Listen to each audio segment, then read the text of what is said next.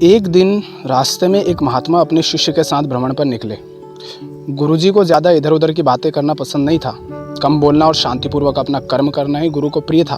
परंतु शिष्य बहुत चपल था, उसे हमेशा इधर उधर की बातें ही सूझती। उसे दूसरों की बातों में बड़ा ही आनंद आता था।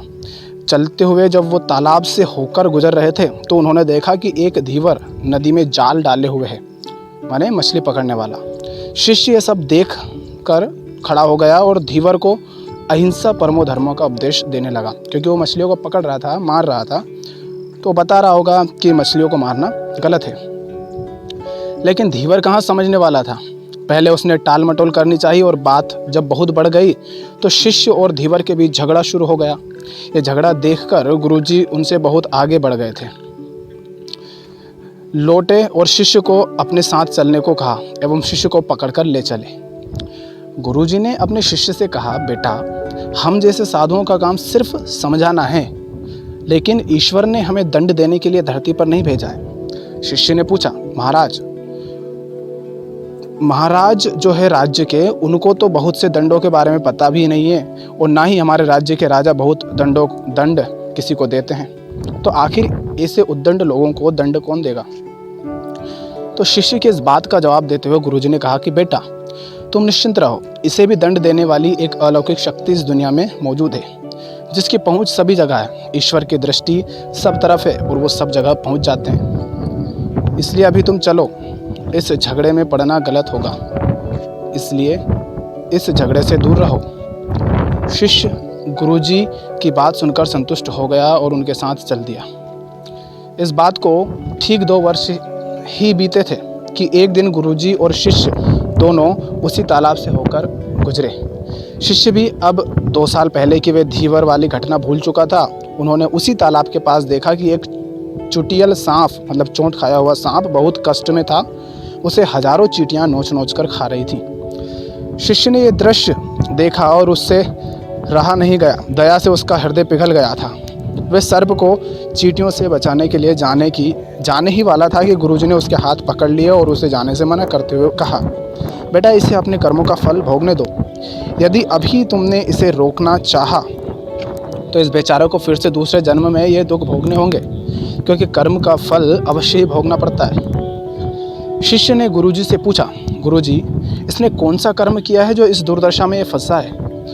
गुरु महाराज बोले, ये वही धीवर है जिसे तुम पिछले वर्ष इसी स्थान पर मछली न मारने का उपदेश दे रहे थे और वे तुम्हारे साथ लड़ने के लिए आग बबूला हुआ जा रहा था। वे मछलियां ही चींटी हैं जो इसे नोच नोच कर खा रही हैं। ये सुनते ही बड़े आश्चर्य से शिष्य ने कहा, गुरुजी, ये तो बड़ा ही विचित्र न्याय है।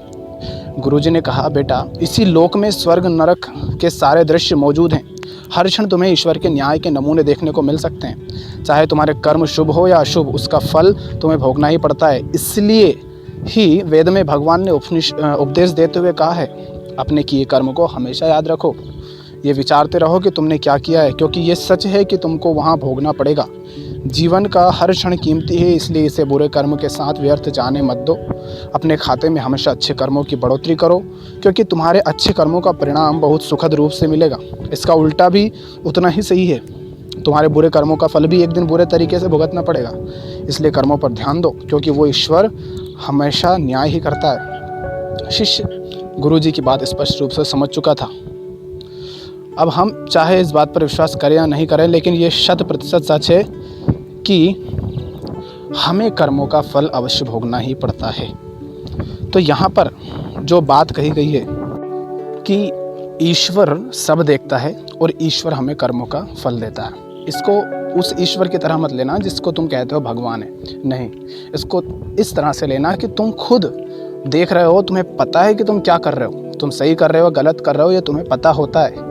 उसके बावजूद भी तुम करते रहते हो स्वार्थवश। तो इसे इस तरह से देखो कि तुम्हें पता है और तुम्हारे कर्म ही तुम्हें उसकी सजा देंगे। अच्छे कर्म करते हो तो तुम्हारा हृदय अपने आप प्रफुल्लित होने लगता है, आनंद में रहते हो।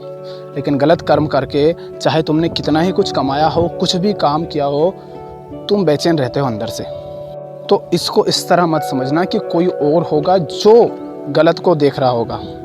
दूसरी बात ये मत समझना कि जो मछुआरा था, जो मछलियाँ पकड़ रहा था, वो फिर सांप बना, तो ऐसे ही तुम अगर कुछ गलत कर रहे हो तो फिर तुम्हें कोई और जन्म मिलेगा जिसमें तुम्हें सज़ा मिलेगी। नहीं, तुम अभी गलत काम कर रहे हो तो कभी ना कभी तुम्हारे साथ जब गलत होगा तो तुम्हें पता होगा, तुम जानोगे कि तुम भी तो गलत करते थे, तो तुम अपने बचाव के लिए कदम नहीं उठा पाओगे। तुम नहीं कह पाओगे कि मेरे साथ गलत क्यों हो रहा है, क्योंकि जब तुम गलत कर रहे थे तब तुमने नहीं सोचा था ना कि तुम गलत कर रहे हो। गुरुजी ये भी कह रहे थे कि इसे अपने कर्मों का फल भोगने दो, नहीं तो ये अगले जन्म में इसको अपने कर्मों का फल भोगना पड़ेगा।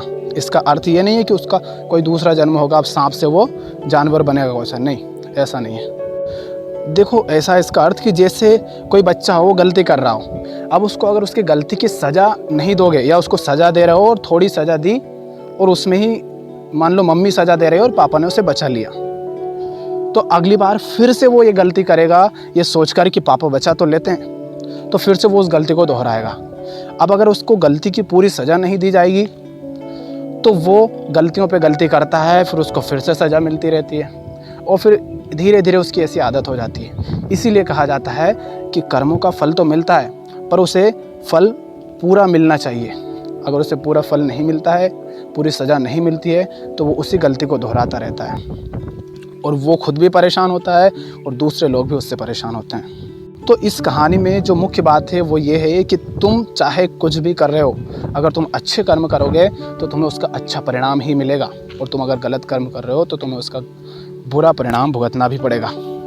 हाँ, हो सकता है कि तुम्हें ऐसा लगे कि हम तो सही काम कर रहे हैं, फिर भी हमें या हमारे साथ गलत क्यों हो रहा है। तो इसका अर्थ ये नहीं है कि तुम सही कर रहे हो सकता है कि तुम्हें लगता हो ऐसा कि तुम सही कर रहे हो, ऐसा तुम्हें लग रहा है कि तुम सही कर रहे हो, वास्तव में तुम्हारे कर्म गलत हो फिर। और अगर तुम सही भी कर रहे हो तो ये तो देखो, बहुत अच्छे से जान लो कि तुम सही कर्म करोगे तो उसमें कष्ट तो होगा, लेकिन वो बाहरी कष्ट होगा, सांसारिक कष्ट होगा, लेकिन अंदर जो आनंद होगा तुम्हारे, वो आनंद सिर्फ तुम जान पाओगे, कोई और नहीं। दुनिया में तुम आम लोगों से ज़्यादा कष्ट पाओगे, चोट पाओगे, बुराइयां पाओगे, लोग तुम्हारी निंदा करेंगे, तुम्हें व्यर्थ बातें बोलेंगे, तुम्हारे बारे में गलत सोचेंगे, तुम्हें गालियां देंगे, पत्थर मारेंगे, चोट भी खाओगे। लेकिन अगर तुम कर्म सही कर रहे हो तो अंदर जो तुम्हारा आनंद उमड़ रहा होगा, तुम उसे फिर भी सब पर बिखेरना चाहोगे। इसीलिए तुम्हें कर्म करना चाहिए जो सत्य की ओर तुम्हें ले जाए, जो सत्य को समर्पित हो। उचित कर्म तुम्हें करना चाहिए।